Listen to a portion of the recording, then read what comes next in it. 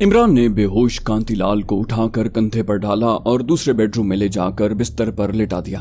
उसे बिस्तर पर डालते हुए उसकी पतलून की पिछली जेब में से एक पॉकेट बुक निकल कर बाहर गिर पड़ी।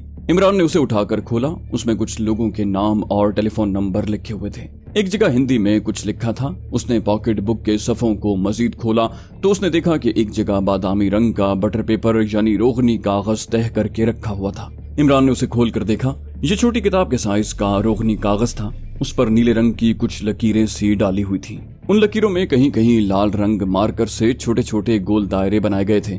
एक नीली लकीर ऊपर वाले कोने से चलकर जरा टेढ़ी होती हुई कागज के नीचे वाले कोने की तरफ आ गई थी। उस लकीर के आखिर में एक छोटा सा गोल दायरा था। उस गोल दायरे के पास हिंदी में एक लफ्ज लिखा हुआ था और उसके साथ ही अंग्रेजी के हुरूफ में एंकर लिखा हुआ था। इमरान समझ गया कि ये किसी अहम और खुफिया जगह का नक्शा है। उसने फौरन एक काम किया। रोगनी कागज अपने बेडरूम में ले गया, उसे मेज पर फैलाकर रख दिया। अलमारी में से अपना कैमरा निकाला और रोगनी कागज पर बने हुए नक्शे की 6-7 तस्वीरें उतार ली। ये तस्वीरें फ्लैश गन की रोशनी में उतरी थीं। इमरान को यकीन था कि इसके रिजल्ट बड़े अच्छे निकलेंगे। अब वो कांतिलाल से तो कुछ नहीं पूछ सकता था। उसने सोचा कि ये पुरस्कार नक्शा सा मिल गया है, इसकी ही कॉपियां बना लेता हूँ, हो सकता है यही किसी काम आ जाए। उसने कैमरा अलमारी में बंद करके ताला लगा दिया। रोगनी कागज लेकर दूसरे बेडरूम में आ गया। कांतिलाल बिस्तर पर बिल्कुल बेहोशी की हालत में उसी तरह पड़ा था जिस तरह इमरान उसे डाल गया था। इमरान ने कागज को तह करके पॉकेट बुक में बड़ी एहतियात से रखा। पॉकेट बुक कांतिलाल की पतलून की पिछली जेब में डाल दी। उसके बाद इमरान ने कांतिलाल को सीधा करके बिस्तर पर लेटा दिया और कमरे की दूसरी बत्तियां बुझाकर सिर्फ टेबल लैंप की धीमी रोशनी रहने दी। बेडरूम के दरवाजे को आहिस्ता से बंद किया और ड्राइंग रूम में आकर सर्विस को फोन किया कि किसी को कहकर बर्तन उठवा दिए जाएं। थोड़ी देर में होटल बॉय आ गया। उसके हाथ में सुनहरी जिल्द वाली कॉपी भी थी जिसमें 2 आदमियों के खाने और चाय का बिल रखा था। इमरान ने बिल पर दस्तखत कर दिए। होटल बॉय बर्तन ट्रे में रख कर गुड नाइट कहकर चला गया। इमरान की नींद गायब थी। वो बड़ी बेताबी से सुबह होने का इंतजार कर रहा था ताकि मुराद खान को बुलवाकर उसे कैमरा देकर रोगनी कागज वाले पुरस्कार नक्शे की तस्वीरें डेवलप करवाए। मगर अभी रात के 12:15 ही बजे थे। उसने डिश ऑन कर दी और टीवी के प्रोग्राम देखने लगा। उसे बाकी रात गुजारनी मुश्किल हो रही थी। एक दो बार वो दूसरे बेडरूम में झांक कर दिखाया था। कांतिलाल उसी तरह बेहोश पड़ा था। इमरान अंदर से कुछ परेशान भी हो रहा था कि अगर कांतिलाल को कुछ हो गया तो यहाँ लेने के देने पड़ जाएंगे। बड़ी प्रॉब्लम खड़ी हो सकती थी। वो रात के 1:30 बजे तक सोफे पर बैठा टीवी प्रोग्राम देखता रहा। आखिर उसे भी नींद आने लगी। उसने ड्राइंग रूम की बत्तियां बुझा दी, टीवी ऑफ किया और अपने बेडरूम में आकर बिस्तर पर लेट गया। कुछ देर के बाद उसे भी नींद आ गई। ख्वाब में उसने देखा कि वो एक पहाड़ी पर चढ़ रहा है। चढ़ते चढ़ते अचानक उसका पांव फिसल गया और वो नीचे गिरने लगा। वो हड़बड़ा कर उठ बैठा। उसने टेबल पर पड़ी घड़ी पर निगाह डाली। सुबह के 6 बज रहे थे। उसे होटल की अकबी सड़क पर से किसी वक्त भारी ट्रैफिक के गुजरने की दबी दबी आवाज आ जाती। उसे अचानक कांतिलाल का ख्याल आ गया। वो जल्दी से दूसरे बेडरूम में चला गया। उसने देखा कि कांतिलाल ने पहलू बदल लिया हुआ था और अब उसके खराटों की हल्की हल्की आवाज आ रही थी। इमरान ने खुदा का शुक्र अदा किया। ये इस बात की अलामत थी कि कांतिलाल की बेहोशी खत्म हो चुकी थी और अब वो गहरी नींद सो रहा था। ड्राइंग रूम में आकर उसने पर्दा हटाकर बाहर की जानिब देखा। सड़क पर गाड़ियां आ जा रही थीं। सुबह की सुपेदी चारों तरफ फैली हुई थी। वो खिड़की से हटकर सोफे पर आकर बैठ गया। इस्लाम के बहादुर जर्नैल हजरत खालिद बिन वलीद रज़ियल्लाहु अन्हु की दास्तान सुनने के लिए आप हमारे चैनल सिरात को सब्सक्राइब कीजिए। इंशाल्लाह आपकी दुआएं साथ रहीं तो ये सिलसिला ऐसे ही चलता रहेगा। और हमारी हौसला अफजाई के लिए आप हमारी वीडियो को लाइक और शेयर जरूर कीजिए। कॉमेंट करके बताइए कि आपको हमारी वीडियोस कैसी लगी। उसने सर्विस को फोन करके कॉफी की एक प्याली का ऑर्डर दिया और रिसीवर रख कर सोचने लगा कि वो पार्किंग लॉट में हाशिम वगैरह को फोन करे या न करे। उसका ख्याल था कि हाशिम खान और सिकंदर अली अभी अपने घरों से पार्किंग लॉट में नहीं पहुंचे होंगे। होटल बॉय कॉफी रख कर चला गया। इमरान ने टीवी ऑन करने की बजाय मेज पर रखा हुआ अंग्रेजी का अखबार उठाया और उसका मुताला करने लगा। ये अखबार हॉकर दरवाजे के नीचे से अंदर डाल गया था, जिसे कॉफी लाने वाले होटल बॉय ने उठाकर मेज पर रख दिया था। इमरान को दूसरे बेडरूम के बाथरूम में से पानी गिरने की आवाज आई। उसने अखबार एक तरफ रखा।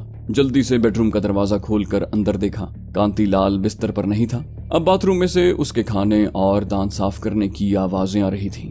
इमरान खुदा का शुक्र बजा लाया कि ये शख्स जिंदा था, मरा नहीं था। वो जल्दी से वापस सोफे पर आकर बैठ गया। कोई 15 मिनट के बाद बेडरूम का दरवाजा खुला और कांतिलाल नमूदार हुआ। वो बिल्कुल ठीक ठाक लग रहा था। इमरान के हाथ में कॉफी का प्याला देखकर बोला, अग्रवाल जी, हमें भी चाय कॉफी वगैरह पिला दीजिए। सर बड़ा भारी हो रहा है। इमरान ने हंसकर कहा, कांतिलाल जी, मैं तो इस इंतजार में था कि आप उठें तो इकट्ठे कॉफी पियेंगे, लेकिन आप बड़ी गहरी नींद सो रहे थे। कांतिलाल सोफे पर आकर बैठ गया। उसकी आंखें अभी तक लाल थीं। कहने लगा, रात अपने कोटे से ज्यादा पी गया था, बस अच्छी चीज देखकर दिल ललचा गया। आपको मैंने बड़ी जहमत दी है, मुझे क्षमा कर दीजिएगा। इमरान ने कहा, ऐसी बात न करें, आप हमारे दोस्त हैं, दोस्त की सेवा करके खुशी होती है। कांतिलाल को कुछ याद नहीं था कि रात उसने क्या क्या बातें की थी। उसे सिर्फ इतना ही याद था कि उसने ज्यादा पी ली थी और वो फिर सो गया था। इमरान ने उसी वक्त उसके लिए कॉफी का ऑर्डर दे दिया। कांतिलाल ने सिगरेट सुलगा लिया था। एक हाथ से अपने सर को जरा सा दबाते हुए बोला, अग्रवाल जी, मेरी ये शुरू ही से आदत रही है कि मैं अच्छी चीज पीता हूँ और कभी 2 या ज्यादा से ज्यादा 3 सिंगल पैक से ज्यादा नहीं पीता, लेकिन रात में लालच में आकर कुछ ज्यादा ही चढ़ा गया। ये बताएं कि मैं बिस्तर पर जाकर खुद लेट गया था या यहाँ सोफे पर ही सो गया था? सच पूछें तो मुझे कुछ याद नहीं। इमरान ने हंसते हुए कहा, अरे नहीं अग्रवाल जी, आप तो बड़े आराम से सोमरस से जी बहलाते रहे थे। आपने खाना भी खाया मेरे साथ, बड़ी मजे मजे की बातें भी की। फिर जब आपको नींद आने लगी तो आपने कहा कि अब मैं सोना चाहता हूँ और आप खुद ही उठकर बेडरूम में चले गए। और जब मैं आपकी खैरियत मालूम करने आया तो आप गहरी नींद सो रहे थे। कांतिलाल बोला, बस ये मुझे मेरे परमात्मा की देन है कि मैं कभी कभी ज्यादा भी चढ़ा लूं तो दूसरों की तरह कोई गलत हरकत नहीं करता। वो बेडरूम से तैयार होकर आया था। कॉफी की आधी प्याली पीने के बाद बोला, अब मुझे चलना चाहिए, मुझसे कोई भूल हो गई हो तो मुझे क्षमा कर दीजिएगा। इमरान ने कहा, अरे कांतिलाल जी, आप हमारे दोस्त भी हैं और भाई भी, आप ऐसी बातें न किया करें। 1 मिनट ठहरे, मैंने आपके लिए एक खास चीज रखी हुई है। इमरान जल्दी से बेडरूम में जाकर विलायती विस्की की नई मोहरबंद बोतल ले आया। बोला, ये आपके लिए मेरी तरफ से तोहफा है। कांतिलाल बड़ा खुश हुआ, कहने लगा, मैं कैसे आपका शुक्रिया अदा करूं? इमरान बोला, शुक्रिया की कोई जरूरत नहीं। कांतिलाल इमरान के गले मिला और चल दिया। इमरान दरवाजा बंद करने के बाद सीधा टेलीफोन के पास आया और नीचे पार्किंग लॉट का नंबर डायल किया। पार्किंग बूथ में घंटी बजी। वहां पर मौजूद लड़के ने कहा, yes sir, parking booth. Imran ने अपनी गाड़ी का नंबर बताकर कहा कि मेरे ड्राइवर से कहो कि मेरे कमरे में आ जाए। इमरान ने उसे कमरे का नंबर भी बता दिया। 5 मिनट भी नहीं गुजरे थे कि हाशिम खान और सिकंदर अली आ गए। सिकंदर ने आते ही कहा, हमने कांतिलाल को होटल से निकलते देख लिया था, क्या मिशन कामयाब रहा? इमरान ने कहा, अभी इस बारे में मैं कुछ नहीं कह सकता। और उसने सिकंदर अली और हाशिम खान को रात की सारी रुईदात सुना दी। फिर बेडरूम से कैमरा लाकर सिकंदर को दिया और कहा, ये इसी वक्त मुराद खान को पहुंचा दो। मैंने जो फोटो उतारी है मुराद खान से कहना कि उन्हें जितनी जल्दी हो सके डेवलप करवा कर मेरे पास आ जाए। सिकंदर अली और हाशिम खान कैमरा लेकर उसी वक्त निकल गए। आधे घंटे के बाद मुराद खान का फोन आया। कहने लगा, तुम्हारी भेजी हुई शय मुझे मिल गई है, मैं आ रहा हूँ। और मुराद खान ने फोन बंद कर दिया। मजीद आधा घंटा गुजर गया। इस दौरान इमरान नाश्ते से फारिग हो गया। उसका चेहरा काफी हैरत ज़दा था। इमरान के पास बैठ गया और बोला, सिकंदर अली ने मुझे वो सारी बातें बता दी हैं जो रात तुम्हारे और कांतिलाल के दरमियान हुई हैं। मैंने नेगेटिव डेवलप होने के लिए दे दिया है। मैं सिर्फ ये मालूम करना चाहता हूँ कि तुमने कांतिलाल की पॉकेट बुक से जो कागज निकाल कर उसकी तस्वीरें ली हैं, उस कागज पर क्या लिखा हुआ था? इमरान ने कहा, रोगनी कागज था, नीले मार्कर से लकीरें बनी हुई थी, कहीं कहीं लाल रंग से छोटे गोल दायरे बनाए गए थे। एक लकीर कागज के ऊपर वाले कोने से नीचे वाले कोने तक आती थी। जहां लकीर खत्म होती थी वहां अंग्रेजी में एंकर लिखा हुआ था। एक जानिब हिंदी जबान में भी कुछ लिखा था। नेगेटिव डेवलप होकर आएगा तो तुम खुद देख लेना। मेरा तो ख्याल है कि ये किसी जगह का नक्शा बनाया गया है और मुझे यकीन है कि ये वही जगह हो सकती है जहां कांतिलाल ने न्यूक्लियर मटेरियल का खुफिया कोड नंबर रखा हुआ है, क्योंकि उसने बातों ही बातों में मुझे कहा था कि मैंने ये खुफिया कोड नंबर एक ऐसी जगह रख दिया है जहां किसी का ख्याल भी नहीं जा सकता। मुराद खान के चेहरे पर गहरी सोच के असरात नुमाया थे। कहने लगा, अब तो ये नेगेटिव के डेवलप होने के बाद ही मालूम हो सकेगा कि इस कागज पर किस किस्म का नक्शा बनाया गया है। हैरत की बात है कि कैप्सूल के सफूफ ने अपना ज्यादा असर नहीं दिखाया और कांतिलाल बजाय इसके कि तुम्हारे आगे अपने दिल के राज उगलता वो बेहोश हो गया। इमरान ने कहा, मेरा ख्याल है इसकी वजह यही हो सकती है कि वो बहुत ज्यादा पी गया था। खासतौर पर सफूफ पिलाने के बाद जो उसने विस्की का एक पूरा ग्लास चढ़ाया था, उसकी वजह से वो फौरन बेसुध हो गया और फिर उसे कोई होश न रहा। मुराद खान बोला, मेरा भी यही ख्याल है। इमरान ने कहा, मैंने उसे बहुत मना किया मगर उसने मेरी एक नहीं सुनी और पेग पर पेग हलक में उंडेलता गया। मुराद खान बोला, बस आलाशा देख कर वो लालच में आ गया होगा। खैर कोई बात नहीं, कांतिलाल हमारे हाथ में ही है। अगर कागज पर बनी हुई लकीरों से हमारे पल्ले कुछ न पड़ा तो हम कांतिलाल से खुफिया कोड नंबर उगलवाने की एक बार फिर कोशिश करेंगे। इमरान ने पूछा, इसका मतलब है कि मुझे अभी होटल में ही ठहरना चाहिए? मुराद खान कहने लगा, बिल्कुल, तुम्हें यहाँ से उस वक्त तक नहीं हिलना चाहिए जब तक कि खुफिया कोड नंबर का सुराग नहीं मिल जाता। तुम होटल में ही रहोगे। इमरान ने पूछा, नेगेटिव कब तक डेवलप होकर आ जाएगा? मुराद खान ने कहा, इसे हम अपनी खास लेबोरेटरी में डेवलप करवा रहे हैं। मेरा ख्याल है 1 घंटे में सिकंदर और हाशिम तस्वीरें लेकर आ जाएंगे। दोनों होटल के कमरे में बैठे उसी मौजू पर बातें करते रहे। अभी वो किसी नतीजे पर नहीं पहुंचे थे कि उनके मंसूबे का तीसरा मरहला कामयाब हुआ है या नहीं। ठीक 1 घंटे के बाद हाशिम खान और सिकंदर दोनों नेगेटिव्स के प्रिंट लेकर आ गए। मुराद खान ने इमरान को इशारा किया। इमरान ने उसी वक्त नीचे काउंटर पर फोन करके कहा, मैं सेठ GC अग्रवाल बोल रहा हूँ। मेरे कुछ कारोबारी सज्जन आए हुए हैं, मैं उनके साथ मसरूफ हूँ। मुझसे कोई मिलने वाला आए तो उसे नीचे बिठाएं। कमरे की सर्विस करने वालों में से भी कोई ऊपर ना आए। ये कहकर उसने फोन बंद कर दिया। इस दौरान मुराद खान, हाशिम खान और सिकंदर अली बेडरूम में जा चुके थे। इमरान ने कमरे के दरवाजे को अंदर से लॉक किया और वो भी बेडरूम में आ गया। बेडरूम की सारी बत्तियां रोशन थीं। कॉफी टेबल पर डेवलप किए हुए प्रिंट पड़े थे। उनमें एक एनलार्ज किया हुआ प्रिंट भी था। तीनों मुजाहिद एनलार्ज यानी बड़े साइज के प्रिंट यानी फोटो को बड़े गौर से झुक कर देख रहे थे। इमरान भी उनके पास जाकर बैठ गया। मुराद खान ने कहा, ये किसी जगह का नक्शा मालूम होता है। फिर उसने फोटो पर उस जगह उंगली रख दी जहां हिंदी में कुछ लिखा हुआ था। उसने हाशिम खान से पूछा, हाशिम ये क्या लिखा हुआ है? हाशिम खान ने गौर से हिंदी में लिखे हुए लफ्ज को देखा और बोला, ये हिंदी में पाताल लिखा है। पाताल का मतलब है सबसे नीचे। इसका मतलब तहखाना भी हो सकता है। मुराद खान ने अंग्रेजी के लफ्ज पर उंगली रख दी और बोला, ये लफ्ज एंकर लिखा हुआ है, इसका मतलब जहाज का लंगर है। सिकंदर बोला, सर मेरा ख्याल है कि ये किसी समंदरी जहाज की तरफ इशारा है। हो सकता है कि ये जहाज का नाम भी हो। मुराद खान ने सिकंदर अली की तरफ देखकर कहा, सिकंदर अली, विजयवाड़ा के ड्राईपोर्ट ऑफिस में तुम्हारे एक दोस्त काम करते हैं। तुम एक काम करो, किसी तरह उनसे ये मालूम करो कि पिछले चंद दिनों में यहाँ एंकर नाम का कोई बहरी जहाज लंगर अंदाज हुआ है। ये मालूम करने के बाद ही इस मुहिम्मे के हल की कोई राह निकल सकेगी। सिकंदर कहने लगा, ये मैं आज ही मालूम कर लेता हूँ। मुराद खान बोला, आज नहीं, तुम्हें अभी 1 घंटे के अंदर अंदर ये मालूमात हासिल करनी होंगी। क्या तुम्हें अपने ड्राईपोर्ट वाले दोस्त का कोई टेलीफोन नंबर मालूम है? सिकंदर ने कहा, मालूम तो नहीं, लेकिन मालूम किया जा सकता है। मुराद खान ने कहा, तो फिर ऐसा करो कि ड्राइंग रूम में जाओ, वहाँ टेलीफोन भी है और उसकी डायरेक्टरी भी। जिस तरह भी हो सके अपने दोस्त से राब्ता पैदा करके ये मालूम करो कि एंकर नाम का कोई जहाज बंदरगाह पर लगा था क्या। सिकंदर अली उसी वक्त बेडरूम से निकलकर ड्राइंग रूम में टेलीफोन लेकर बैठ गया। उसके बाद हाशिम खान, इमरान और मुराद खान दोबारा फोटो प्रिंट हुए नक्शे की लकीरों और गोल दायरे पर गौर फिक्र करने लगे। बाहर से सिकंदर अली के बार बार टेलीफोन डायल करने, किसी से बात करने और टेलीफोन पर दोबारा कोई नंबर घुमाने और किसी से कुछ पूछने की हल्की हल्की आवाजें आ रही थी। इमरान ने नक्शे के गोल दायरों की तरफ इशारा करके कहा, इन दायरों का क्या मतलब हो सकता है? हाशिम खान भी बड़े गौर से उन दायरों को देख रहा था। कहने लगा, मेरा ख्याल है नक्शे पर जो लकीरें बनी हुई हैं, ये कोई रास्ता दिखाई देता है और ये गोल दायरे उस रास्ते की निशानियां हैं।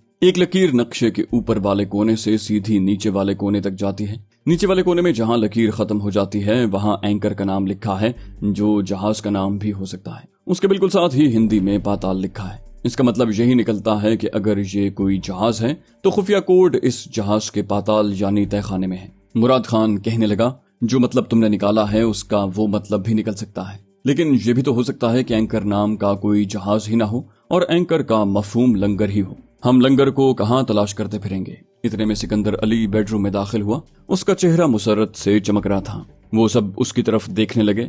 मुराद खान ने पूछा, लगता है तुम्हें कोई खास बात मालूम हो गई है? सिकंदर अली उनके पास आकर बैठ गया और बोला, हमारा आधे से ज्यादा मुअम्मा हल हो चुका है। मुराद खान ने सिकंदर अली से कहा, जल्दी से बताओ तुमने क्या मालूम किया है? सिकंदर अली कहने लगा, मेरे दोस्त का ऑफिस का नंबर मुझे मिल गया था। खुशकिस्मती से वो अपनी सीट पर ही था। मुराद खान ने बेताब होकर कहा, सिकंदर खुदा के लिए असल बात बताओ कि तुम्हारे दोस्त ने तुम्हें क्या बताया है? सिकंदर अली बोला, मेरे दोस्त ने मुझे बताया है कि एंकर नाम का एक बहरी जहाज इंडोनेशिया से चावल लेकर आज से 6 महीने पहले भारत की तरफ आ रहा था। उसे गंटोर की बंदरगाह पर 2 दिन के लिए लंगर अंदाज होना था। जब वो गंटोर की बंदरगाह में दाखिल हुआ तो जहाज में कोई ऐसी खराबी पैदा हो गई कि वो कप्तान के कंट्रोल से बाहर हो गया। कप्तान ने जहाज को काबू में रखने की बहुत कोशिश की, लेकिन वो मस्त हाथी की तरह एक तरफ समंदर में बढ़ता ही चला गया और आखिर पूरी ताकत के साथ रेत के एक तोदे से टकराकर उसमें धंस गया। इस टक्कर से जहाज का इंजर पिंजर हिल गया था और उसका अगला हिस्सा बिल्कुल तबाह हो गया। जहाज की कंपनी ने एक दूसरा जहाज भेजकर माल उसमें लदवा लिया और उस तबाहशुदा एंकर नाम के जहाज को वहीं लोहे के स्क्रैप के एक डीलर के पास फरोख्त कर दिया। मेरे दोस्त ने बताया है कि ये जहाज आज भी गंटोर की बंदरगाह से कुछ फासले पर रेत के तोदे में उसी तरह धंसा हुआ मौजूद है। उसका काफी स्क्रैप और इंजन और दूसरा कीमती सामान ठेकेदार उतार कर ले जा चुका है। अब उसका सिर्फ जंगालूद ढांचा ही बाकी रह गया है। सिकंदर अली का बयान सुनकर मुराद खान के चेहरे पर मुस्कुराहट नमूदार हुई। उसने इमरान की तरफ देखकर कहा, मैं समझ सकता हूँ कि सिकंदर अली के दोस्त की इस वजाहत के बाद मुअम्मा हल हो गया है। इमरान ने कहा, बात किसी हद तक मेरी समझ में भी आ गई है, मगर बेहतर है कि तुम उसे खोल कर बयान कर दो।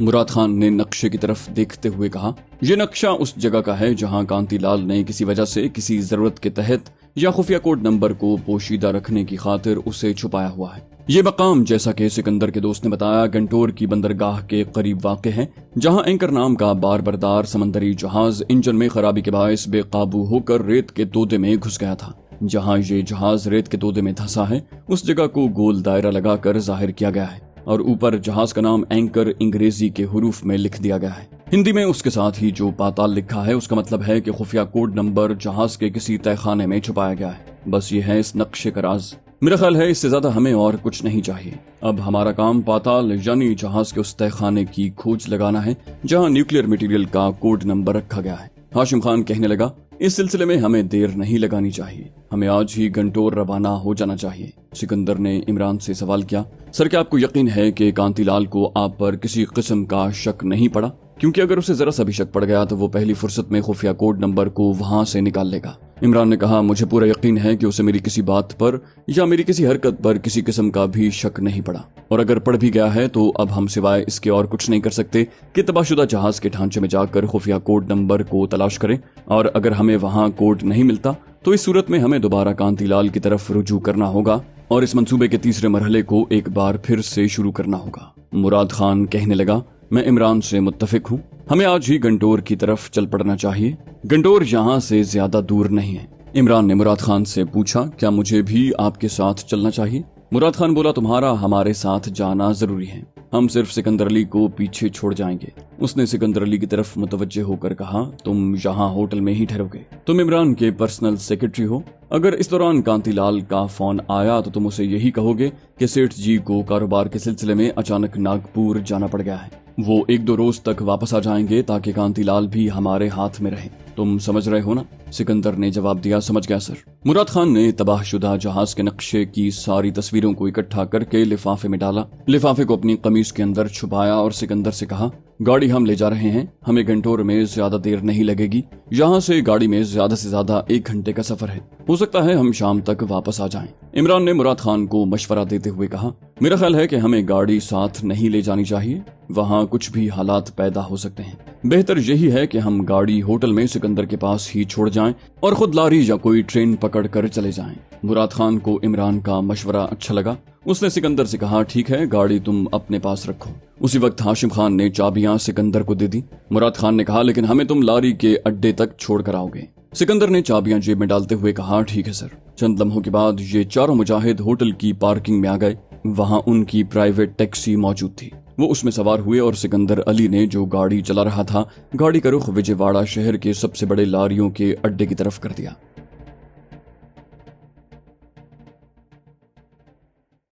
तो दोस्तों, ये थी हमारी आज की एपिसोड। उम्मीद करते हैं आपको हमारी कहानी पसंद आई होगी। जाने से पहले इस वीडियो को लाइक कीजिए और शेयर करना मत भूलिए। कमेंट करके हमें बताइए कि आपको हमारी वीडियो कैसी लगी, और अगर अभी तक आपने इस चैनल को सब्सक्राइब नहीं किया तो इसे सब्सक्राइब कीजिए और बेल आइकन दबाकर ऑल नोटिफिकेशंस ऑन कर लीजिए।